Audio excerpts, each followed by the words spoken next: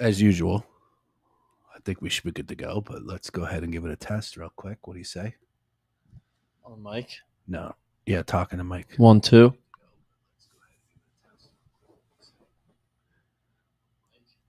There you go.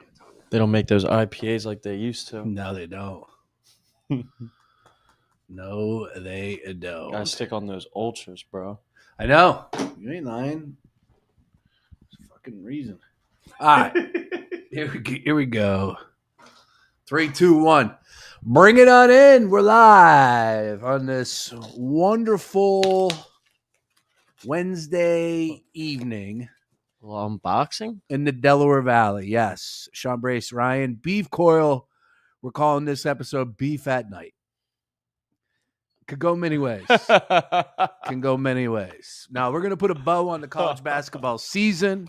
Of course, we just had a national championship game on Monday. We've been talking all things hoops for a long dang time, so we had to do one more here. But I do enjoy the Wednesday night getting together in the basement recording, and we will have other stuff going on, specifically draft, of course, NBA playoffs, NBA draft, and then some. But yeah, let's open it. Let's start from the jump here.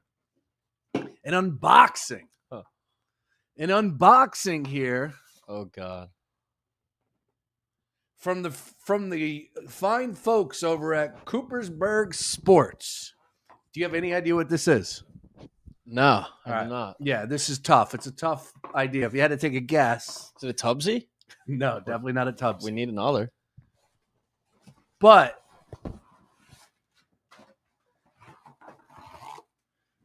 our good The friends beer bat. over at Coopersburg Sports. They didn't send the thing though. They The sent stand. That's all right. That's all right. We're appreciative of the Phillies bat scent. That's what it's all about. One for the house. That'll be a June 14th usage. There you go. There I we like go. that. Yeah, plug the tailgate, please. Yes, beef up front tailgate. June 14th, 4:05 first pitch. Start around noon. DJ Brace on the You're tailgate. dang right. Take it on the Toronto Blue Jays. Blue Jays, yeah. Little interleague action. Well, good game there on a Saturday. I think bobblehead day. Is for it? Schwarber? Wow. So the folks over at Coopersburg Sports sent this over. And of course, Coopersburg Sports are making the bats that you can get at Citizens Bank Park. And man, how many ounces is this thing? I think I'll find out on Saturday. How much do you think these things cost at the stadium? It comes with the beer, or is it a separate entity? It comes with the beer. $32. All I know is, man, it ain't cheap at that stadium. Yeah. Like nothing is like hot. I paid for a hot dog. It was like $5. I'm like, come on. You want man. the 12-ounce Surfside? It's $18. $18. Yeah, it's crazy. I'll take 2, by the way.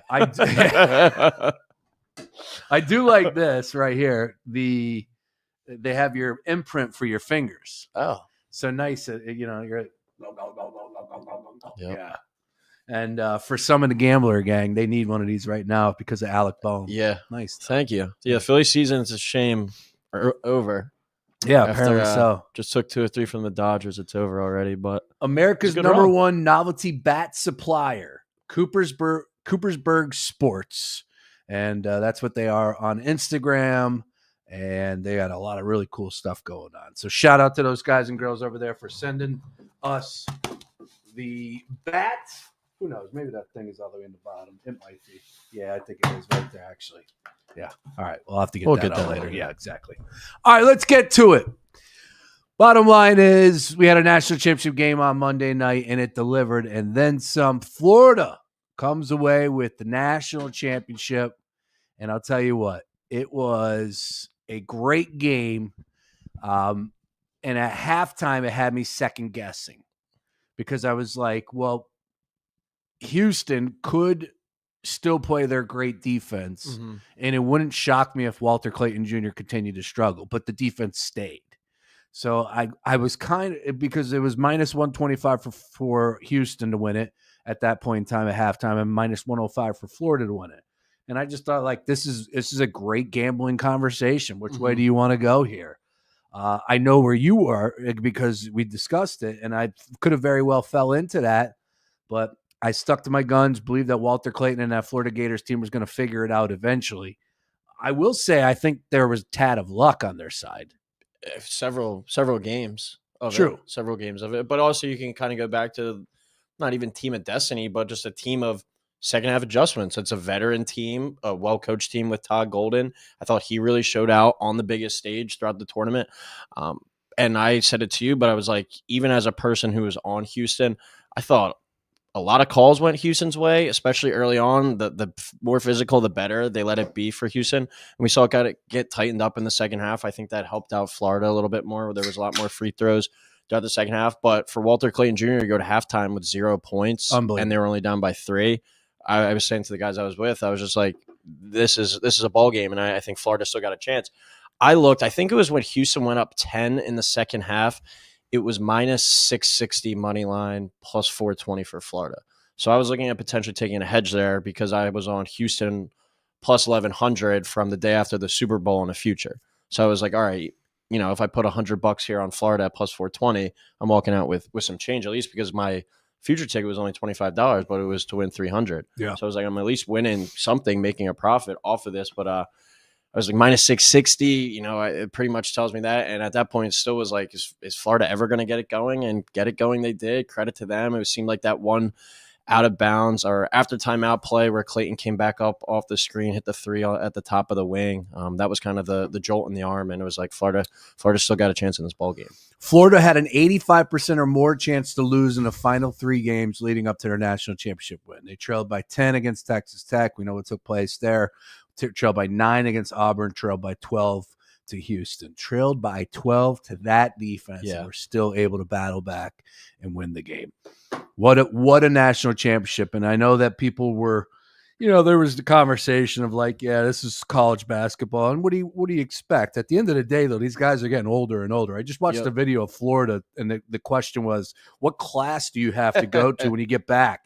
And every one of them was like, I don't know. I'm online. What day's tomorrow? Yeah, like not one of them knew. Yeah. And it's just, I know there was another, it was Patrick Beverly. He had a tweet where he's like, man, what's a semi-pro? Yeah. I mean, it was a lot of them, 23, 24-year-olds. And I think you can make the argument that was one of the reasons maybe that Duke kind of folded down the stretch. A lot of younger players that weren't really in that spot before. You look at Houston, other than Tugler, everyone else, I believe, is at least a junior on that team, maybe Arsenault. But yeah, the veterans, and even at Florida as well, Walter Clayton, Elijah Martin, Will Richard, these are all guys that have been there before and have played a lot of games. And, credit to Florida too. One of the talking points I had, and I said it about the Big 12, like in the years past, it's like, look out for that team that makes a run in the SEC tournament, wins that to maybe be the team that gets bounced early. And Florida looked like they would potentially be that team. But Florida, I think, ended the year on a 13-game win streak, win the SEC tournament and the national championship. And for a team that was a 7 seed last year, for Todd Golden to transform that program into a national champion in just 3 years, that's as impressive as it gets. Yeah. At a program like Florida, too, where obviously they have history, but, that's over a decade ago that they haven't really been relevant at the top of the sport pretty much since Billy Donovan left. And for them to be in that position now, hopefully for their sake, they can hold on to him, because I could see, if like UNC and Hubert Davis doesn't work out, I could see Todd Golden being at the top of that list one day.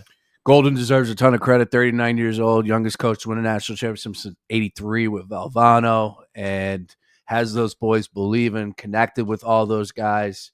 Again, it's a new season and everything changes. Who's coming back? Who's transferring? I just pulled up some college hoops conversation here. Apparently, Houston landed a pretty big transfer from Creighton. Pop Isaacs, yeah. Great name, Pop Isaacs. Yeah, much better at Texas Tech, I believe it was. But this year at Creighton, he was out pretty much. So my man was at Texas Tech, then Creighton, like a community, what'd you call him? Community bike? Village bicycle. Village bicycle. Yep. It's just the state. I mean, that's like everyone now. Yeah, it's absurd. Most of these cats. But ultimately, man, we had ourselves a great run, great college tournament. Of course, Madness delivers every single year, no matter what. And the Final Four was great. Mm-hmm. I know that there were some people out there that were a little frustrated with how the game played out in that national championship stage. But at the end of the day, we're talking about nerves, tired somewhat legs. That game's going out pretty late. Mm-hmm. You've been thinking about it for the last 48 hours. I know I'm making a ton of excuses, but it didn't surprise me that it was a little bit lower scoring game and a little bit sluggish and ugly at times. Felt like Houston didn't make any 3-pointers in that first half. No.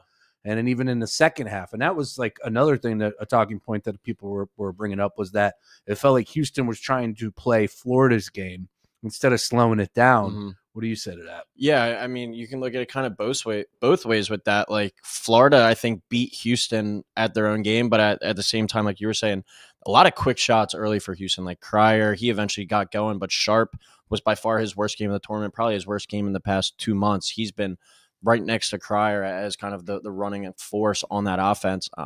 But Todd Golden said in his post game like speech to the team in the locker room, he's like, we can go out there and score 100 on guys and beat them that way, or we can win games like we did tonight. And that's truly the mark of a great team. I always say about in college football as well. How balanced can you be? Do you have to throw for 400 yards every game to beat me, or can you go for 200 and 200? And Florida showed that how balanced they could be. We saw it in the SEC tournament. We saw it in the SEC regular season, going and outscoring Alabama, Kentucky, Auburn, but then games against like Tennessee, taking them down as well. In a slug match, they were able to do it all season. To give credit to them from my perspective, I was never fully bought in on them, and I looked pretty right for a lot of the tournament, but they were cardiac kids in the second half, and credit to them because that was one of the more impressive overall runs considering everything that they had to overcome throughout the tournament and the hardest conference we've ever seen in the SEC. Yeah, it was really good. Great season, great conference play in the SEC. Of course, Houston, no surprise to see them in that spot. Duke, no surprise with that talent. You can go into those other teams that were the 2 seeds from Michigan State to Tennessee. Like, no surprise with any of those teams, and I would imagine they'll all be right back next year. So, again, staying with that national championship, though, conversation, 36-4 Florida. I love our good friend Mark Henry Jr., and he wasn't the only one saying this, but look, at the end of the day, stats are the stats, numbers are the numbers, they don't lie. And the path was the path for Houston. If they did get to the championship, if they did win it all, there would have been a discussion like, okay, look at what they had to go through, right? Yeah. The details are there. But are we really going to kid ourselves and say that was one of the greatest, like one of the great teams like Houston or Florida? For Florida, or like even if Houston won. My point is this: would you take UConn, any one of those national championship teams in the last 2 years over Florida or Houston if Houston was able to win it? I know I am. Probably. Not like overwhelming. Maybe like 2.5, 3. That first UConn team that beat this breaks off of San Diego State. Oh, I would take them. Well, that's San Diego State, too. Well, yeah. I would take them in an easy game against Houston. I don't know. Florida played in the toughest conference that we've ever seen. It's true. And they just made that run to the national title. And they didn't knock off nobodies along the way. UConn, Texas Tech, they beat Auburn, the number 1 overall seed. Like, they didn't beat nobodies either. They got the guards, they got the size. I think it would be a game. I don't think UConn's running them off the floor. Yeah. But UConn, I think the thing that sticks in people's heads the most with them was kind of the dominating factor. Just the way that they went undefeated against the spread each of the last 2 tournaments en route to the title as well. So shoot, as I'm pulling it up, last year's UConn team had a better record than the first Florida. year. Yeah. I think last year was what? Last year they had 37-3, 31-8 the year before. I would still say that team before was nastier. Yeah. What was the year before? A 3 seed? I know last year was a 1. Yeah. But it goes back to as well the analytics. Like they had, I think they had one of those UConn teams in the Ken Pom top 10. Yeah, and that was another thing. The Ken Pom, all that. Like I said, I can't argue that those numbers are real. Those numbers are factual. But when you put it in front of me, like, really, are we going to sit there and say that was one of the best teams in college basketball history? I thought it was a good game, even if Houston comes out on top. Like, I still didn't look at them as, just a dominant one of those teams that we're going to remember forever. And I don't know if that is more on me. Maybe I need to look at the numbers a little bit more, but and of course they came up short. So and I think too, like it can kind of go with one of my points I was going to bring up as well. Like this year was like the parity in the sport. Like obviously Duke was in the Final Four, but programs like Kansas were down, programs like UNC were down. We're talking Florida, we're talking Auburn, we're talking Houston. Yep. Not historically great college basketball programs. They've all had their runs. Bruce Pearl has turned that into a really good basketball program. Todd Golden brought Florida back. Houston was a dead program for sure, and Kelvin Sampson brought them back. But like you're telling me if that Florida team was named Kansas or that team was named North Carolina, that people wouldn't be barking a different tune. I think they would, especially for what they did in the SEC and then what they did throughout the tournament as well. It just kind of goes back to the name on the chest. Everyone's not going to say, Florida, that was one of the greatest teams ever. But I would be interested, have this conversation 10 years from now, seeing if people are sitting back and being like, wow, that Florida team really was the what. Yeah, it's a fair conversation there for sure. All right. So who had the better run in March? Would it be the star from Florida, Walter Clayton Jr.? Was it Mr. R himself, Amir Khan from McNeese State? Or was it the University of Florida student reporter? What's her name? Talia Baya? Yeah. Who had a better run this month? You know my answer. Exactly. Let the girl Haley win. Van Lith. Yeah, there you go. Shout out her. There you go. She had a good run too. Yes, she did. She's still on one. Yes, she is. She's the basketball player that's in Sports Illustrated, right? Yep, correct. But she went to 5 Elite Eights, I believe. Damn. In her career. TCU to LSU, back to TCU. But yeah, 5 Elite Eights in her career. That's a pretty hell of a run. And Olympic gold medalist, I believe. Her game backs it up, man. Yeah. She's nasty. Speaking of the game these days, let me ask you this. God. Let me ask you this. So you're a man that's out in the prowl. You're a man that's out and about. You meet these young ladies. You're a little bit younger than I am, obviously, a little bit. So it's a different generation. Have you ever met a girl, talk to her, and then she's got an OnlyFans? No. You have not had that happen? No, that has not happened. Oh. Have you known anyone that has? I think one girl I went to high school with. No, from a boy's perspective, from a dude's perspective. What do you do if that's the case? What do you do if you meet a girl, say you hit it off at the bar, bing, bang, boom, set it up, get the number, possibly, maybe set something up for like a first date, on that Tuesday, you meet her on a Saturday night, you set things up for that Tuesday, hit things off, and then you find out she has an OnlyFans. Are you still like, how does that work? I don't know. I've never been there. I've never been in this spot. For me, I'd probably be a no-go, a no more. No more? Yeah, no, yeah. I call your bluff on that. I don't know. You're I talking think that's to her. weird. You're at least meeting up. You're going out on that date. Yeah, Don't yeah. lie to me No, on that. you just said after. You said I found out after the fact that she has an OnlyFans. No, I'm saying, oh yeah. Yeah. So I go on the date. Say Saturday night you're out in Conshohocken, the mean streets of Conshohocken. Oh no, what you're saying? I look her up. So then, yeah, you guys meet each other at the bar. Yeah, this girl's a smoke, whatever. Next thing you know, you for whatever reason it is, you find out like Monday night that she has an OnlyFans. You're going to go out and catch that drink with her on that Tuesday. You set it up. There's no issue. There's no issues either way. Uh-huh. I'm just curious as far as the OnlyFans world we live in these days. I guess my stance would probably be the girls that have OnlyFans. I'm probably they're a little too above me, I would say. Really? Yeah, I'd probably say that. So I probably wouldn't even be barking up that tree. But yeah, my friends would probably disagree, but I'd say it still would probably be a no-go. Yeah, I'm disagreeing with that too. Yeah, maybe it was a nice, one night friendly interaction, but I'm not. I don't. Can you ask? That girl wouldn't be my wife. Can you ask? Yeah, I don't know. No, all due respect. Are you allowed to so if you meet a girl and she has an OnlyFans, are you allowed to ask how much she makes? Like. Because that's got to be questions I've never thought. That has to be a line where it would be like, "Hey, I see it. If you're telling me you're cashing in and this is a source of income, like I'm with it." Well, it depends what the OnlyFans are. Like, there's some that are, other people are involved. Yeah. Others are Oh, gotcha. solo. Yeah. A little collab. Yeah, A little exactly. collab. Content creator Yeah, collab. if it's a collab, it's definitely a no-go. All right. If that's Yeah. on the web. Dumb stuff we're talking about here. That's what we do. We also have some interesting stuff in the sports world as we smooth it on over to another topic. Luka Doncic, who for some odd reason is playing with the LA Lakers. I have no idea how he is in purple and gold still to this day. Any idea on what you think he was going to finish with tonight versus the Dallas Mavericks in his first return home? I looked at the all 50 ball. It was 13-1. I didn't take it, but it's on the table. You got to think he's. I'm interested to see what he has right now, but you got to think 25. He's got 25 with 3:26 to go. Yeah, that's what I'm saying. Like, and how many attempts? Like, he's got to be out there gunning.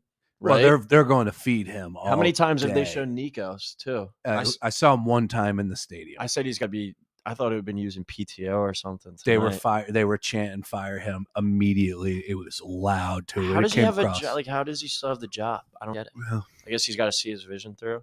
9 of 14, 5 of 7 from 3.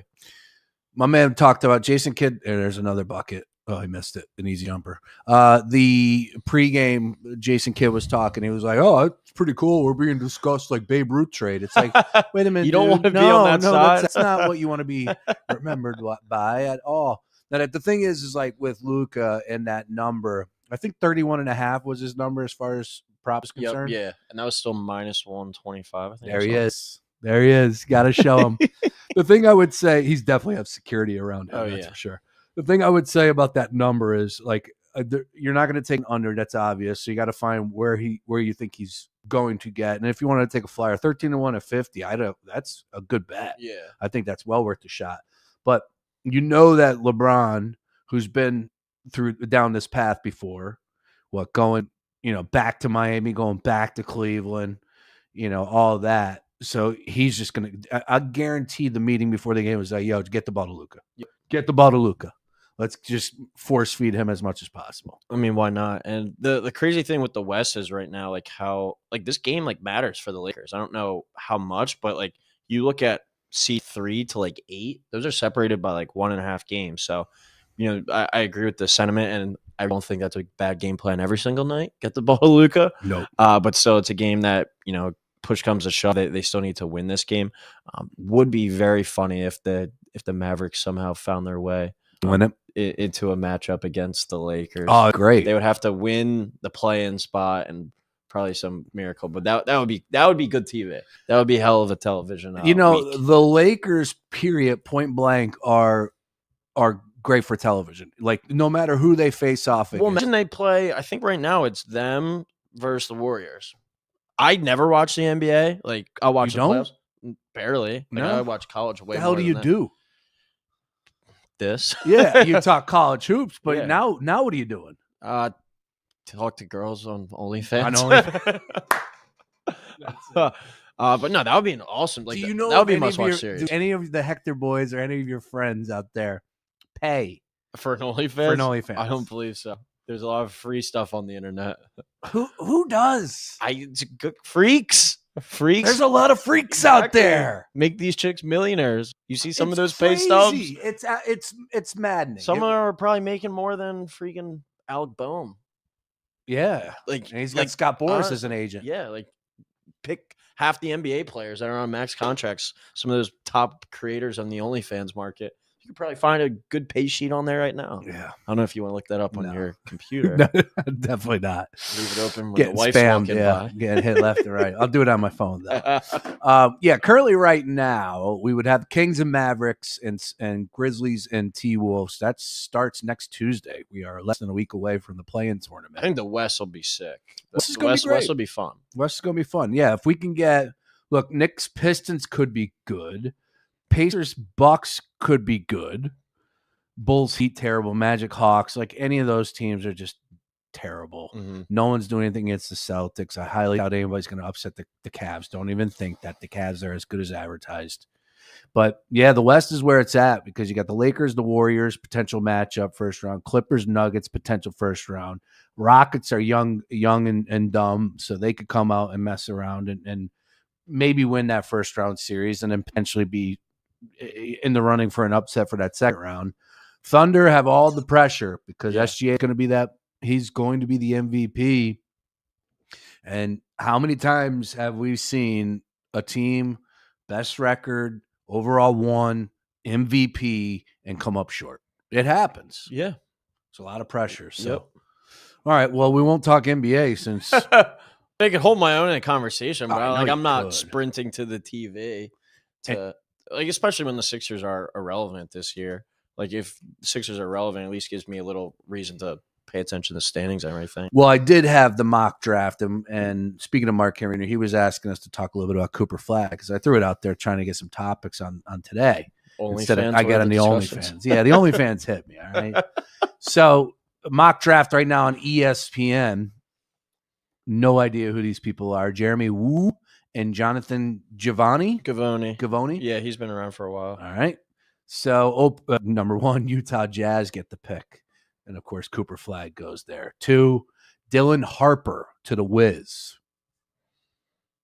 You buying that? Yeah, I'm just trying to think. The Wizards have had a lot of high draft picks over the past couple of years, but no one that should prevent them from taking Harper. What is Ace's first name? It's not actually Ace. Airious. Arius? I've never seen that before. I've never seen it either. Yeah. Arius Ace Bailey? Yeah. Wow. I've never seen that. All right, so he's going 3 to the Hornets. 4, you get the Pelicans with Edgecombe from Baylor. 5, us. Trey Johnson. Yeah, I think that's a Daryl Morey pick too. You look at Jared McCain, you look at Tyrese Maxey, like when the Sixers were picking, that wasn't really the main need, and they kind of went and got the shot maker. Trey Johnson's a guy that shot 37% this year from 3, a little over 19 points per game. I think 19 years old. Played in the SEC as well for that Texas team. They went to the tournament, but he's a shot maker. He's got kind of that ability that you can't teach. Very slim frame, very needs some maturing to do as well. But we saw Tyrese Maxey when he came into the league compared to what he looks like now. I bet you Jared McCain is going to look similar to that within the next year or so. But that's a very Daryl Morey pick if Daryl Morey is the guy still making the selection. I said it yesterday, though, on Sixers Digest on YouTube. I said, whoever they think best player available is, take it. I'm not saying, oh, there's Quentin Grimes, there's Tyrese Maxey, there's Jared McCain. We need to take a wing, a forward, or a big man. Or we still have Joel Embiid. Why would we take a big man like Derek Queen with that pick? Like, I think you take the best player available and kind of figure it out later, because we saw even this year, how many injuries did that team have? You could use guys in the rotation, especially a young guy. Like if you do pick a Derek Queen to develop behind Embiid, and if Embiid does play next year, what is he playing? 40 games in the regular season? You need another guy who out there consistently play that, and you thought Andre Drummond could be that? No, like you need a young developing presence there. Malawach out of Duke after that game against Houston the other night. 0 rebounds. Yeah, 0 rebounds. That had to be a kind of wake-up call, especially for the physicality part, because they were kind of just pushing him around. But Trey Johnson, I would not be upset with at all. A little bit inefficient, but the pieces around him, I think he was asked to do a little bit too much as a freshman. But I think that's a Daryl Morey pick, 100 times out of 100 right there. Yeah, the Duke big man, is it fair to move your draft expectations or rating or score, whatever you want to say, because of his play in that game against Houston? Yeah, like that one game, in 21 minutes, but he was in foul trouble. Yeah, that's true as well. But still, you're playing 21 minutes at 7-2, and he played the entire season like that. Yeah, he only averaged 8.6 points, 6.6 rebounds. This is a guy too, though, that has just started playing basketball. Correct. I believe 15 or 16 years old. Same thing with JoJo. Yes, that's what I said in a video as well. I was like, I'm not comparing them at all, but similar kind of situations where it was like they're still very raw and new to the game of basketball. Malawach even showed the ability to step out and shoot some threes this year, and I think that was certainly an oncoming thing. Guys like him at that size that move as well as he does don't fall out of the sky every single day.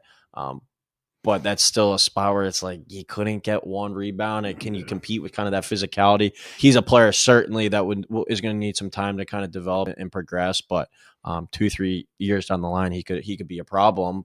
But when you're the Sixers in the situation they are right now, if you are still trying to make like one last push with Joel, with Paul George, you need a guy that can come in and kind of play right away. And a guy like Trey Johnson or a guy like Derek Queen, I think, fits that mold much more than a guy like Malawach. Makes sense. Yeah, and he is a pretty good free throw shooter. So that's the indicator.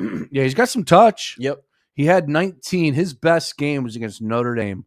He finished with 19 points back on January the 11th. He was 7 of 8 from the free throw line, 6 of 7 for the field. I mean, who knows what those were, but 10 rebounds. Like, all right, dude, where was it in that game? Because you needed it. You had to have it.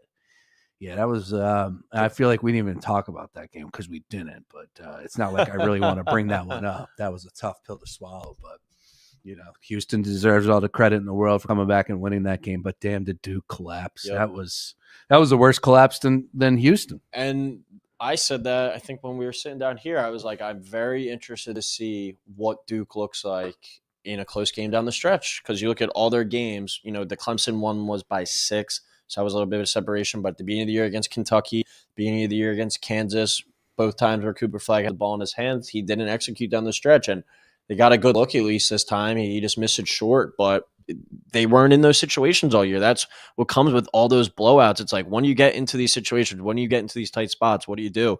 And especially against like a team like Houston, that they're going to make you take every last ounce out of them to beat them. Duke did not do that. Duke did not execute down the stretch, and they folded, and they fell short. And Houston, kind of the same thing happened to them, not in the same proportion, I think.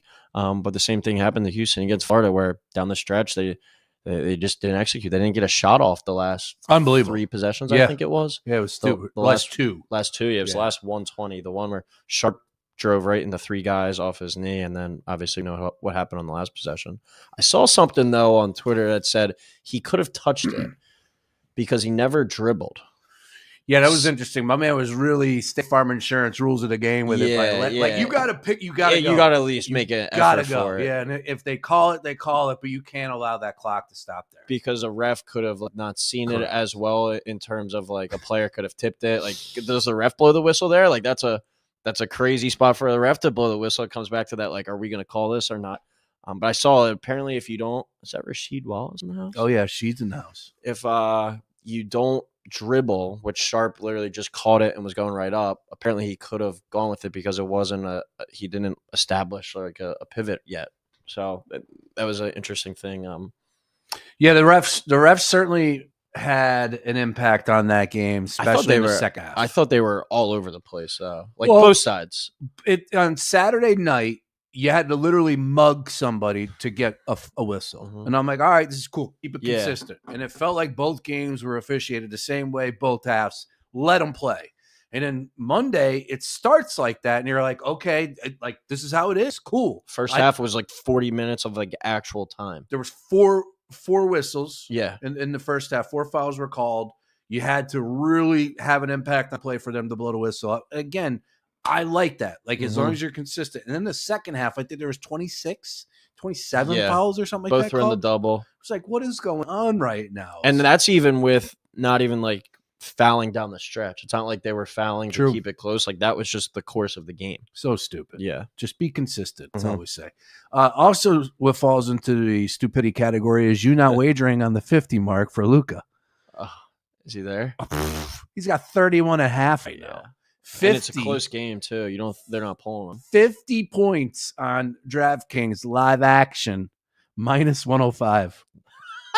See, I tweeted it. 13-1. My man is about to go and hit a 50 burger.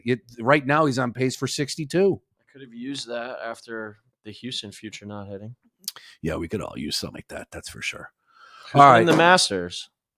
One more time. Who's winning the Masters? That's such a good question. It's so difficult to really sit down and pick an outright winner in the world of golf. Here's a tweet right here. I love Rory, but there's no love for him. He's plus 650. Scotty Scheffler, of course. Like, Scotty has already won it twice. It wouldn't shock me if he does it again. I think Jordan Spieth could put it together. I think it's got to be somebody from the top. It's John Rahm. It's a Brooks Koepka. It's Bryson. It's one of those guys. Now, as you go down a little bit further down the path, you're going to be able to cash in a little bit more. But as I said, like, Rory's been playing great golf, and I just don't see him blowing up. But anything is possible, man. I like Morikawa, 18-1. Yeah. That's my ball knowledge. There you go. But Bernard tweeted earlier about Luka's return to Dallas, going to be a spectacle. Unlike any other event I can remember in sports, going to be a strange vibe. I said 50 ball at 13-1 to play. 10:50 a.m. Couldn't even throw a $5 spot on it. Couldn't put $5 on it. I haven't opened up DraftKings since the loss the other night. Really? Yep. Well, that was me on Saturday night. Sickening. Because Florida, I call you. I'm on sky high. I'm loving life. Florida wins that game. I called it. I nailed it. I felt it. I was beating my chest. What a comeback win. And then, I think I did call you at half of the Duke game too, because they were up by double digits. And I'm like, all right, I felt like I was seeing everything so clear. Of course, in my bracket, I had Florida versus Duke in the championship game. And I'm just like, I'm going to take every dollar that I make from this night, put it all on Duke. They're not going to lose. And then next thing you know, they did. And that was just that was a tough one. Definitely tequila was my answer on that one. I didn't know what my answer was at that point. All right. And then as far as college hoops are concerned, up into next year, I did see John Fanta roll out his top 25. And I think Houston's at number 1. Are they? I believe so. The only guy that I think. No, Duke 10-1, Houston 11-1. Who's coming back for Duke? Well, the Boozer twins are going in. And that kid just hit a game winner. I was watching that game. And I think Proctor has another year. That's good. Gillis and Sion James are out. I assume Malawatch out. Obviously, Flag out. Yeah. They'll be fine. Kneppel, yeah. Yeah, they'll be fine. All right. Houston 11-1, UConn 14-1, BYU 15-1, Purdue 16-1, St. John's 18-1, Kentucky 20-1. We'll stop there. This is still obviously moving process with the portal. But Louisville, watch out for Louisville. I saw somebody's point they had them at number 5 in the top in their top 25. They've already got 3 like big time transfers coming at the guard spot, and for what they did in year 1, it makes you think like, what the hell was Kenny Payne doing the past 2 years? But what Pat Kelsey's done there, watch out for Louisville to be right up there with Duke, kind of going to the season as preseason favorites. Excited to see Miami as well. Really? Yeah, they just got associate head coach from Duke, Jay Lucas. Oh, that's right. Yeah. Young guy, 36, 37, 38, something in that regard. I think he's going to get Miami back to where they were, maybe not right away, but maybe have like a Louisville type of season where they surprise and they're kind of in that 8-9 range going into the year. They should be fun. All right. As far as one more here, because I did just pull up CBS Sports, and they are saying Walter Clayton Jr. did improve his draft stock 12 now, as high as 12. Wow. See, I just still don't really see that because what is his size? Like 6'2"? He's so smooth. 6'3" he's listed at, but yeah, what is he actually though? Yeah, and like what is he? A 6'3" shooting guard, 6'2" shooting guard. Where unless they have him running the point, but I think he's much better off the ball as a scorer. I think there's a spot for him in the league. I just don't know. I don't know if I see some people are saying like potential all-star. I wouldn't go that crazy. Yeah. I think he could be a good player. Could he have like potential all-star? Come on, man. All right, but kind of goes back to as well, like how good those players are in the league, and this dude's going to be an all-star. But look what shoot the daylights out. Look what Jared McCain did this year. True. If he stayed on that course, I don't think he would have made the All-Star game as a rookie. Yeah, he wouldn't have. But like, you never know. It's such what? 16 the Sixers got him? It's like even Maxey. Maxey had a little bit of a down year, but still was lighting it up and didn't make the All-Star game. Yeah. And go back to, like, obviously I know improvement and stuff like that. Clayton under-recruited, Iona, the whole 9 yards. But Tyrese Maxey was a 5-star recruit. Correct, yeah. This dude took his senior year to really pop off. Yeah, you look at like a guy even like Justin Edwards at Kentucky. Like sometimes it's just Justin Edwards was the number 3 recruit in the entire country, was a bad fit on that Kentucky roster, goes undrafted, and he's probably going to be, not a max player, but he's going to be a guy in 3 years from now probably making $15-20 million a year on a starter at like the 4th option on a good team. Like got to go back to some of that stuff at the end of the day. It's like, look at the talent and kind of just a fit. Like, did Walter Clayton just have a great run? He had a great season, but I think is he going to be an all-star type player? I don't think that. And I've seen some Twitter some tweets in there. And I was huge. I thought the kid's stuff was awesome. And he looked like he had some tough shot too. Yeah. Oh, it was ridiculous what he was doing out there. But and the handles were awesome. And then that last game, he kind of got a little crazy. Mm-hmm. But it's the moment, it's the spotlight, all that. Yep. So, but it was a great run, great tournament, and of course, thank you to everybody. Thank you to you, and of course, McClay, Tansy, Sam, Mark Henry Jr., Bernard, everybody that chipped in to provide the Gambler with some great coverage for all things college hoops. Another tournament in the books. Now, what do we do on our Saturdays? We got a beef up front tailgate. Yep. All right, so that's coming up on June the 14th. Make sure you get a part of that. It's gonna be a great time. Come on out. Hottest day of the year. We're gonna have to get out there a little earlier this year. I think we're gonna what time do the gates open up at? I want to say it's 4 hours ahead. Oh, we gotta get out there a little earlier. We got the bus picking us up back alley. Nice, Hector. Yep. nice. So, them Hector boys always up to no good. Yep. All right, we'll be rocking for that. But college football, 136 days till week 0. really? Yep. What's the first game? Iowa State, Kansas State, in Ireland. Are you guys going? We haven't booked it yet. We probably should get on that soon. But, Are you guys seriously thinking about going? Yeah, because my one friend lives in Germany. So we go to Germany for Iowa State, Kansas State on August 23rd. K-State 3-point favorites. 49 and it's already out. 49 and a half is our total in that stadium. Yep, I remember that. Well, hasn't gone over that before. And in that stadium, man, teams don't score a lot of points. Take the under. Shout out Tansy on that one. We also have a game on the 28th, which is that Thursday. It's Nebraska, Cincinnati. It's already here. 6.5, Nebraska favored. Georgia Tech, Colorado on Friday. All right. And then we roll into Saturday, which is officially week 0, right? No, week 1. That's week 1? Yeah, that's Memorial Day weekend.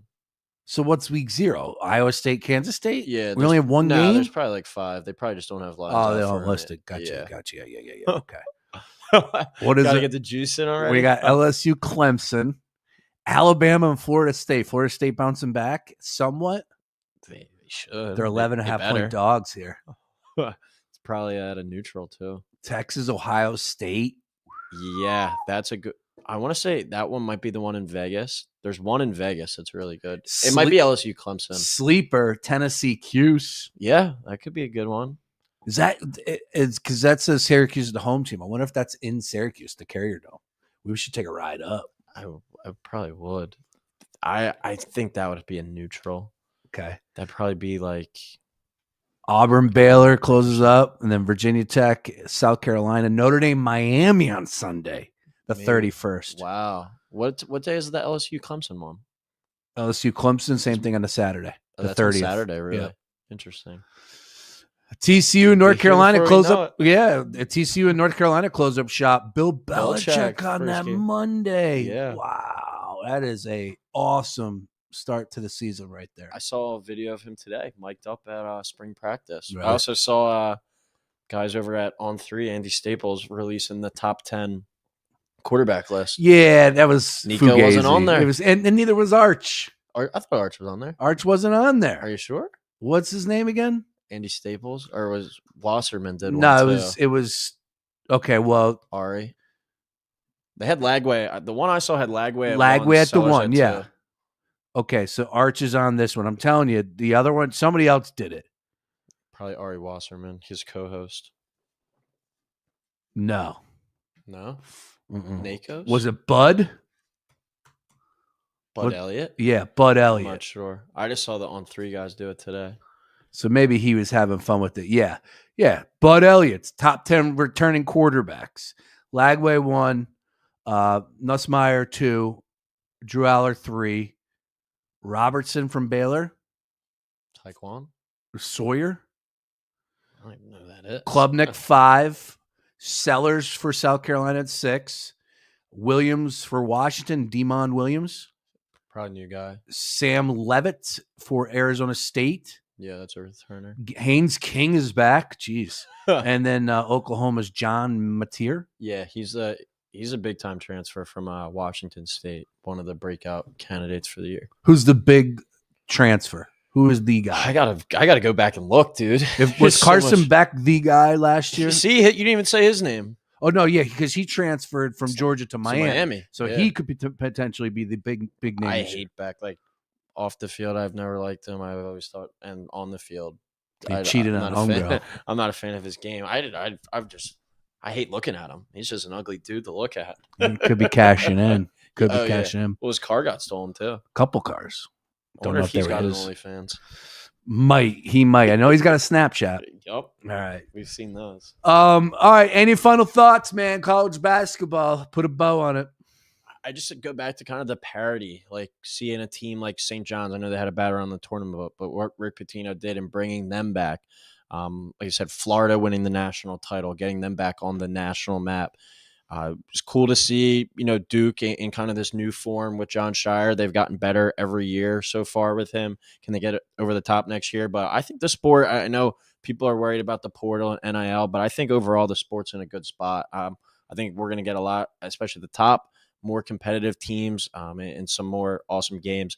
Very excited to see Villanova in kind of this next era of what they bring to the table with Willard, what they're able to do. And then I think the team to kind of watch next year, BYU, AJ DeBonza. Sounds like they're getting Robert Wright out of Baylor as well on a pretty large NIL deal. That team's going to be fun and legit. So back to my point from the beginning, just kind of parity, and we're seeing some switch up and some of these teams at the top having some opportunities. Texas Tech too, they just got JT Toppins coming back. I saw for a reported $4 million a year. One of the richest NIL guys is a Texas Tech alum. So there's so many things we don't know about exactly, NIL either, man. Behind the scenes, and that's the thing. You can't, I think, really bash on it right now. It's new. It's all new to us. Should we know how much they're making? What, each player? Yeah. Like, should it be reported? Yeah.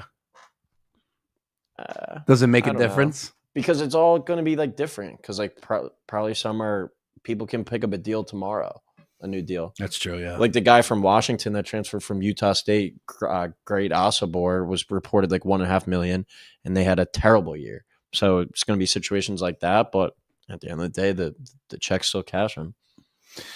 Yeah, because the rumor was that Ace Bailey, Arias, was making 10, close to 13, definitely over 10. And he got in with Michael Rubin. I don't know if that's ever been reported. Apparently, Rubin gets in with all these guys, all these young saw him guys. Down at the plant, down the river. What? Right down the street. You saw the helicopter land? They flew the helicopter in. Arias got out. Stop it. No. Oh, guys, really? Yeah, the helicopter flies right over our house. Boom, Rubin lands. Yep. And he lives right up there in Gladwin, wherever he does. Boom, just takes a car. Dude's accessible if you really want. Like, go wait by the helipad. I've walked past it before. I was like, oh, crap, this is actually where it is. I don't know if people, like, because he's got to have a security, but yeah, he goes to Fran Zones all the time. Mm-hmm. He's always tweeting pictures out or, saying great, loves their sauce, all that. Yeah, shout out Michael Rubin. He knows what he's doing. He's a great businessman. Apparently he's in with all these young dudes as far as the, studs, simply based because of the autograph industry, right? So if you give Ace Bailey and he's going to be a top 5, top 10 pick, and you give him whatever it amounts to, and he's not the only one. I don't know if he did it to his teammate too, though. Like that's, geez. Yeah. But why not? It's dollars, pennies on a dollar for him. All right, good stuff. Once again, live Beef at Night, Ryan Beef Coyle. Make sure you follow him. Check out everything he's doing at Ryan Coyle 35. I'm Sean Brace. Good luck on all of those plays. Masters related, Phillies. Season rolls on. We will be talking all things NFL draft. Of course, you got Bending the Edge. Yeah, we'll be live in probably 20 minutes. Yes. Mock draft tonight. Nice. I love it. Excellent stuff. Keep it locked right here to The Gambler. If you missed anything, at FoxPHLGambler.com.